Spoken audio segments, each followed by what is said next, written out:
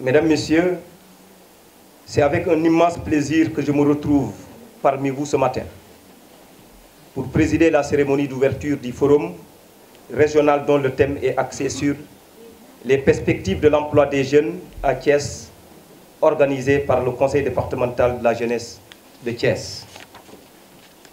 Je voudrais, avant de poursuivre, adresser mes vifs remerciements aux organisateurs du forum et en particulier au Conseil national de la jeunesse et ses démembrements, et plus particulièrement celui de Thiès, pour la bonne perception de leur mission, mais surtout pour les actes qu'ils ne cessent de poser dans le cadre de l'accomplissement de celui-ci. La rencontre d'aujourd'hui en est une parfaite illustration. Je remercie particulièrement et félicite un des vôtres, le président Khadim Diop, qui est en train de conduire de main de maître les destinées du Conseil national de la jeunesse. Je l'ai mis à l'épreuve, lui et son équipe, à l'occasion de la semaine nationale de la jeunesse que nous venons de célébrer il y a juste un mois. Ils ont été plus que performants. Leur engagement a permis de faire de cette semaine une réussite sans précédent.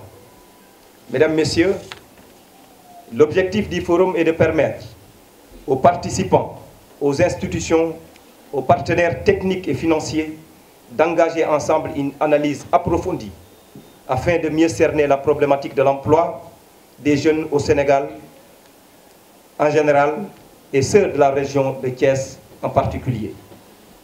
En guise de contribution au débat, je me permettrai de partager avec vous quelques faits majeurs assez illustratifs qui expliquent l'acuité d'une large concertation sur la question de l'emploi et plus particulièrement de l'emploi des jeunes.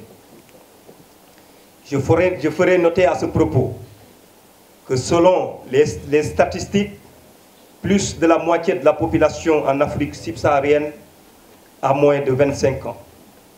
Et pour la prochaine décennie, il est attendu que moins de 11 millions de jeunes entreront sur le marché du travail. Vous serez d'accord avec moi que cela est à la fois une opportunité, mais aussi et surtout un défi pour le continent. Un défi parce qu'il faudra assurer la préparation des jeunes à l'emploi productif, mais aussi l'inclusion sociale, essentiellement pour parvenir à une croissance partagée et lutter contre la pauvreté. Par ailleurs, les études de la Banque mondiale sur l'emploi des jeunes en Afrique subsaharienne mettent en évidence qu'environ 88 millions de jeunes, c'est-à-dire environ la moitié des jeunes du continent, sont en rupture des scolarisations.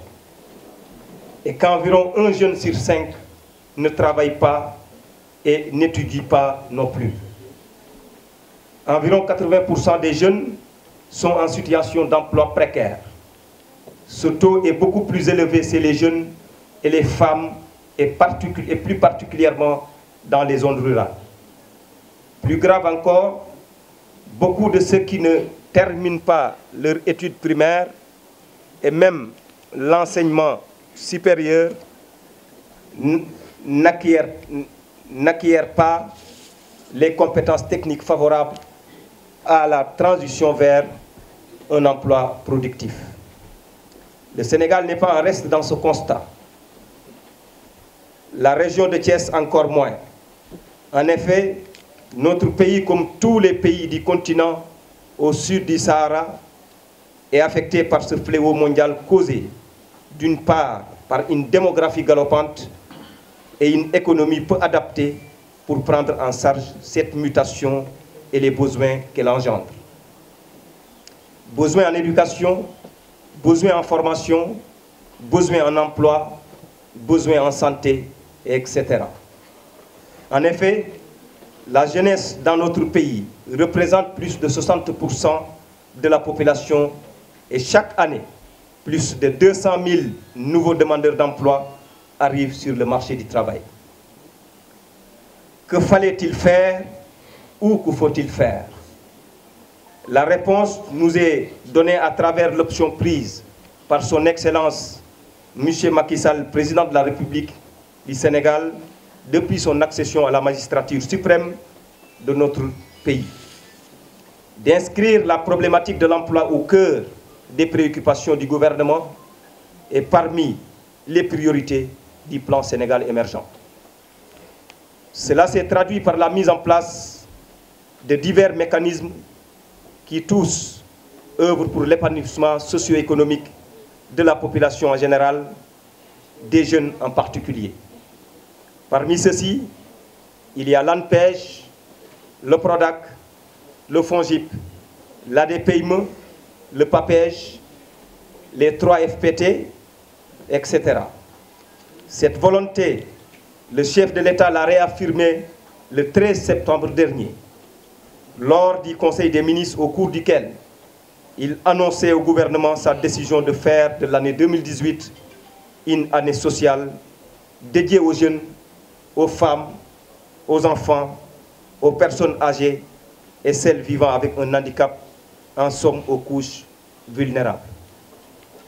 Pour joindre l'acte à la parole, le chef de l'État avait demandé au Premier ministre de lui soumettre, dans les meilleurs délais, un programme d'urgence pour l'emploi des jeunes et la promotion de l'entrepreneuriat rapide, en veillant particulièrement au renforcement dans le budget 2018 des dotations en faveur de l'emploi et de l'intégration systématique de la dimension emploi et entrepreneuriat dans les politiques et programmes d'investissement des ministères.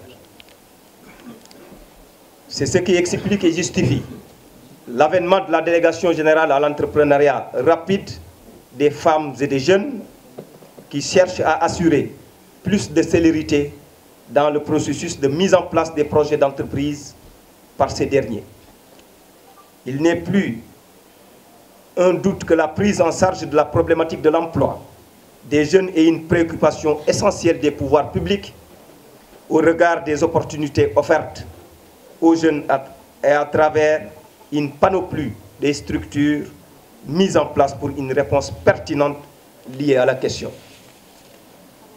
La question du financement des projets de jeunes, qui constituait naguère un véritable goulot d'étranglement, est dorénavant facilitée par l'avènement de la délégation à l'entrepreneuriat rapide qui allège considérablement les procédures de financement des projets des jeunes et des femmes.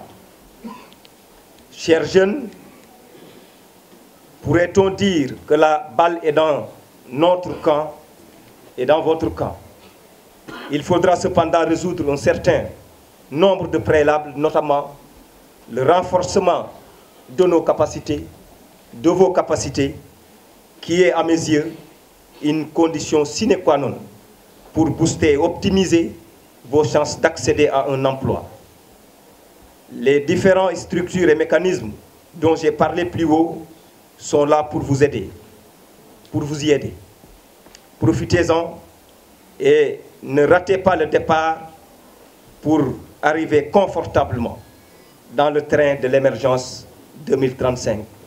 Qui parle de train, j'espère que la capitale du rail ne sera jamais ratée. Ce train qui a déjà pris départ et qui arrivera à bon port assurément, puisque le chemin du véritable développement a été définitivement tracé par son Excellence, Monsieur le Président de la République du Sénégal. Je voudrais réitérer mes engagements à l'endroit du Conseil départemental de la jeunesse de Thiès et du Conseil national de la jeunesse pour cette belle initiative qui va dans le sens de donner une réponse pertinente pour la prise en charge de la problématique de l'emploi des jeunes dans la région. Vous devez comprendre aisément que je n'ai pas été prolixe en vous faisant le récit de toute la politique nationale de jeunesse qui a été entreprise par son Excellence le Président de la République depuis son installation. Et ceci, vous devez comprendre seulement que cela commence dès la naissance jusqu'à l'obtention de toutes les aptitudes nécessaires pour pouvoir assumer aisément toutes les responsabilités qu'on attend de vous. Et ça, c'est toute une trajectoire que le Président de la République a voulu mettre en place en orientant et en changeant complètement les paradigmes. Vous avez raison, monsieur le ministre conseiller, les paradigmes éducationnels ont été complètement changés pour permettre aux jeunes, à l'âge de production, que tout le monde puisse avoir toutes les aptitudes nécessaires. Et cela passe inévitablement par un programme et le projet d'employabilité des jeunes que le gouvernement du Sénégal est en train de mener à travers toute l'organisation avec le gouvernement, en partenariat avec la Banque mondiale sur l'employabilité des jeunes qui, au coût de 80 millions de dollars, va permettre aussi, comme tous les autres programmes, de venir booster et accompagner la jeunesse sur le chemin de la production, sur le chemin de la productivité qui va nous amener directement vers cette émergence tant souhaitée. À tous et à toutes, je vous remercie de votre aimable attention.